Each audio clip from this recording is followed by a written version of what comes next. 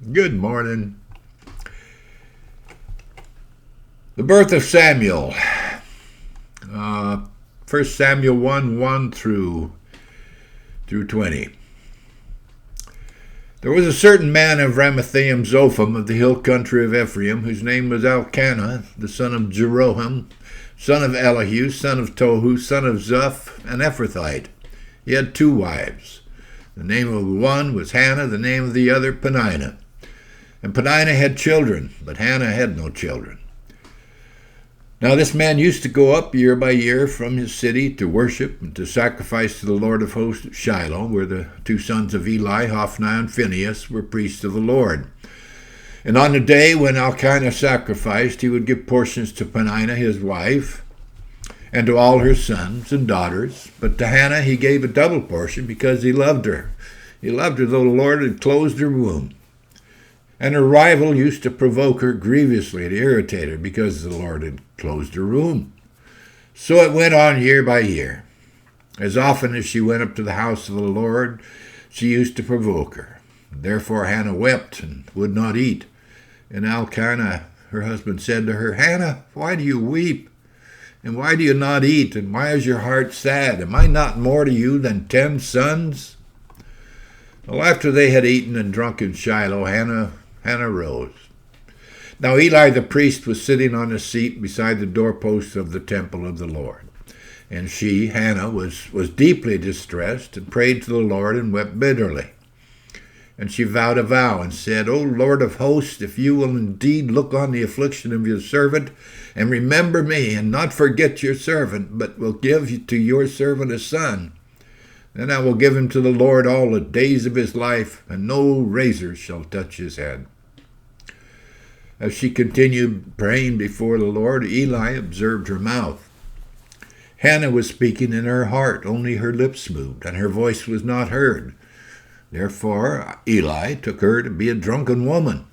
And Eli said to her, "How long will you go on being drunk? Put your wine away from you." But Hannah answered, "No, my lord.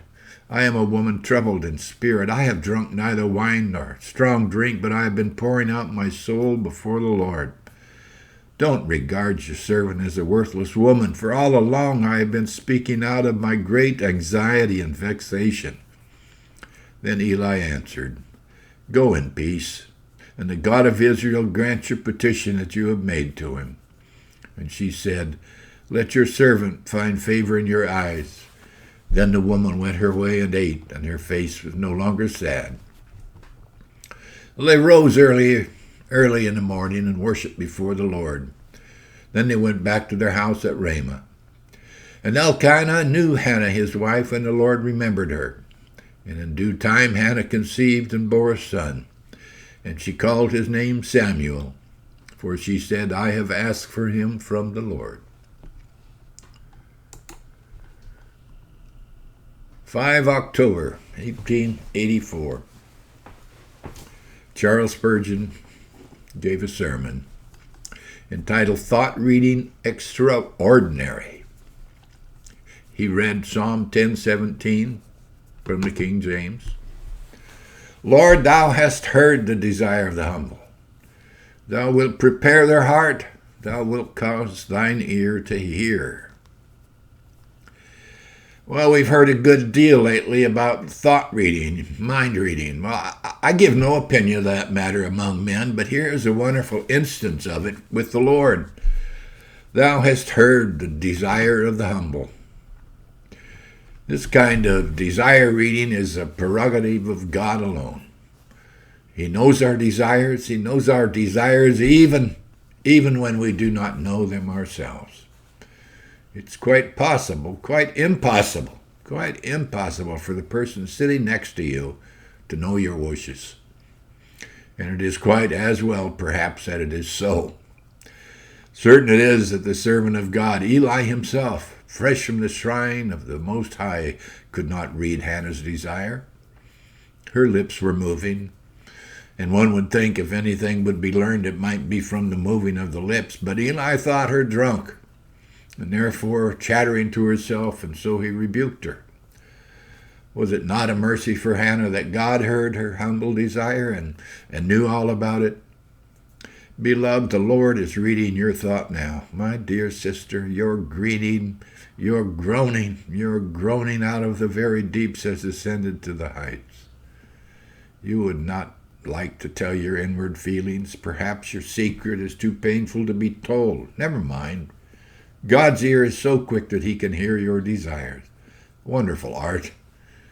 We should be very glad if the Lord had promised to hear us when we speak, but he has gone far beyond that as he hears the unspeakable and the unutterable.